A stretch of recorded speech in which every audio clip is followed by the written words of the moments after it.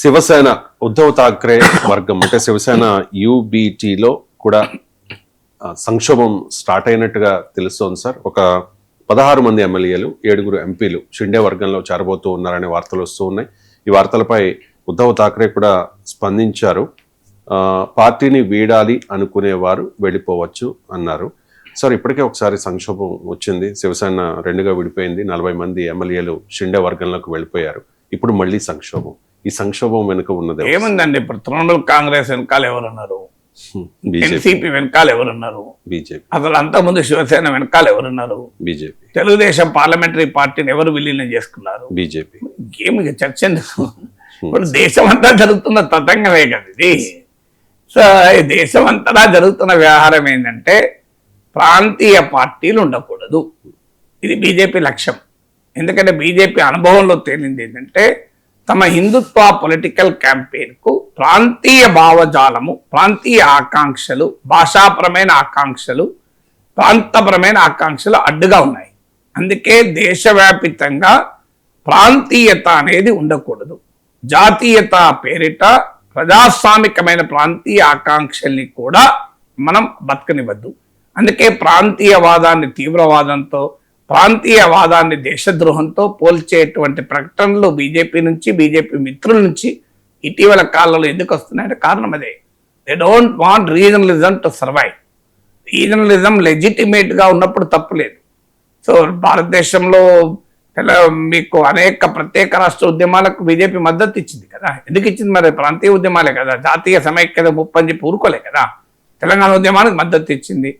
మీకు అధికారంలో ఉన్నారు కనుక ఇప్పుడు విదర్భ ఉద్యమాన్ని సమర్థిస్తలేరు, లేకపోతే దానికి వ్యతిరేకమా? గూర్ఖా లాంటి ఉద్యమానికి కూడా మద్దతు ఇచ్చారు. గూర్ఖా నేషనల్ లిబరేషన్ ఫ్రంట్ మద్దతుతోనే మీకు జస్వంత్ సింగ్ రాజ్యసభకి ఎన్నికాడు కదా బీజేపీ నాయకుడు. సో దేశమంతటా బోడో పీపుల్స్ ఫ్రంట్తో అస్సాంలో పొత్తు పెట్టుకోలేదా? దేశమంతటా ఈ ప్రాంతీయ శక్తులతో పొత్తులు పెట్టుకొని వాళ్ళ ప్రాంతీయ ఉద్యమాలకు మద్దతు ఇచ్చిన భారతీయ జనతా పార్టీ తన మిత్రులు ఏమంటారు? ఇప్పుడు ఈ ప్రాంతీయ భావాలు అనేది జాతీయ సమైక్యత ముప్పట్టు. విచిత్రం చూడండి. అందువల్ల ప్రాంతీయ పార్టీలు బీజేపీ ఎదుగుదలకు, జాతీయ పార్టీల ఎదుగుదలకు ఛాలెంజ్గా ఉంటాయి కనుక ప్రాంతీయ పార్టీలు ఉండకూడదు. 1. 2, ప్రతిపక్షాలు ఉండకూడదు. తనను వ్యతిరేకించే ఏ పార్టీ బతికి బట్ట కట్టకూడదు. ఎన్నికల్లో ఓడించడమే కాదు, మేము అసలు ఆ పార్టీల ఉనికినే ప్రశ్నిస్తాం. సో మనగడనే ప్రశ్నిస్తాం. మమ్మల్ని వ్యతిరేకించే ఏ పార్టీ బతకద్దు. ఇది 2వది. 3వది, మాతో మైత్రి చేసినా వాళ్ళని వదలం. మేము వాళ్ళతో ఫ్రెండ్లీగానే ఉంటాం, కానీ కిందికెళ్ళి వాళ్ళను అలా లాగేస్తాం, చేప లాగేస్తాం. ఇదే జేడీయూ ఏం జరిగింది? అలా జేడీయూ చీఫ్ మినిస్టర్ ఉన్నాడా బీహార్లో. సో శివసేనతో పొత్తు పెట్టుకుని ఏం జరిగింది? నేను చాలాసార్లు చెప్పాను. కాశ్మీర్ నుంచి కన్యాకుమారి వరకు ఉదాహరణలతో సహా చెప్పాను. ఒరిస్సాలో ఏం జరిగింది, బెంగాల్లో ఏం జరిగింది. సో అందువల్ల ఇది 3rd ఆస్పెక్ట్. అందువల్ల ఇండియాలో జరుగుతున్నది ఇది వెరీ బిగ్ ప్రమాదం. ఏంటి అంటే మల్టీ పార్టీ డెమోక్రసీ ఉండదేమో అని భయం కలుగుతుంది. Multi party democracy, free elections, independent judiciary, independent media, ఇవన్నీ మన ప్రజాస్వామ్యం యొక్క గొప్ప లక్షణాలు. అన్ఫార్చునేట్లీ దాన్ని ఒక్కొక్క దాన్ని అటానమస్ ఇన్స్టిట్యూషన్స్ వీటన్నిటిని బలహీనపరుస్తున్నారు. ఎలక్షన్ కమిషన్ నుంచి మొదలుకొని యూనివర్సిటీస్ వరకు బలహీనపడుతున్నాయి. రాజకీయ పార్టీల వ్యవస్థ చిన్నాభిన్నం చేస్తున్నారు.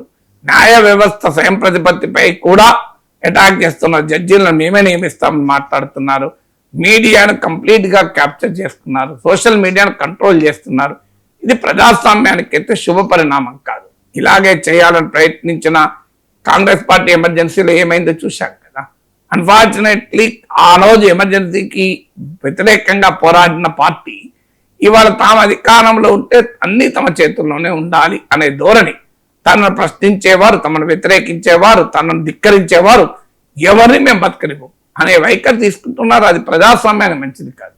ఎందుకంటే అంటే గుత్తాధిపత్యం అధికారం పైన ఎవరికి ఉండదు. వీళ్ళ వాళ్ళదే చేస్తారు.